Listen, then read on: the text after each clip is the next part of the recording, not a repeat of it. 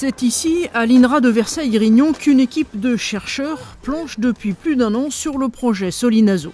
L'objectif, c'est de développer une nouvelle méthode pour mieux doser l'apport en azote, en engrais donc, dans la culture du blé tendre. Avec deux contraintes, préserver la qualité des céréales et de l'environnement.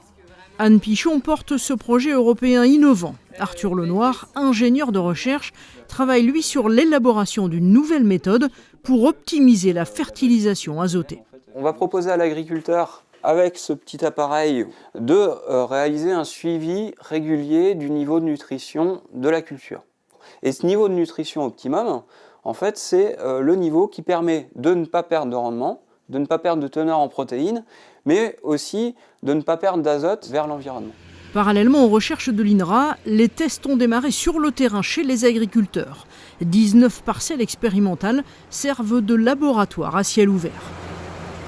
La terre et le blé sont ensuite analysés ici à la Chambre d'agriculture régionale à Orléans. Jusqu'à maintenant, pour mesurer le taux d'azote dans le sol, dans la plante, seule la méthode du bilan était utilisée depuis plus de 30 ans, mais elle montre ses limites. Le projet Solinazo va donc permettre une analyse beaucoup plus fine. Ce qui est innovant, c'est de suivre en continu la plante. C'est le rôle de la Chambre de tester des nouvelles méthodes.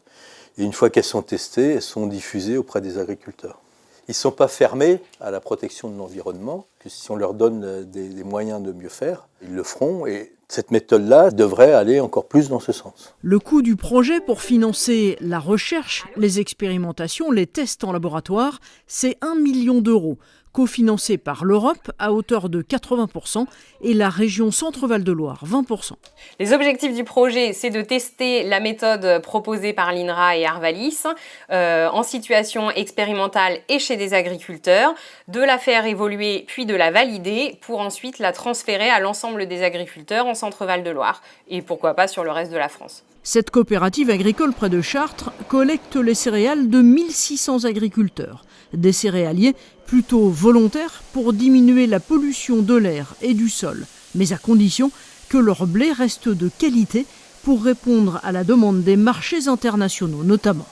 L'objectif, c'est de consolider une protéine régulière pour faire face aux autres compétiteurs qui peuvent être les Américains, les Canadiens et qui soient compatibles avec les conditions climatiques de l'année. Donc ça, c'est nouveau. On sort des méthodes purement comptables et on rentre dans des méthodes plus dynamiques. Chercher, tester, affiner, l'expérimentation Solinazo va se poursuivre 3 ans encore pour trouver le meilleur compromis possible entre la qualité du blé et les enjeux environnementaux.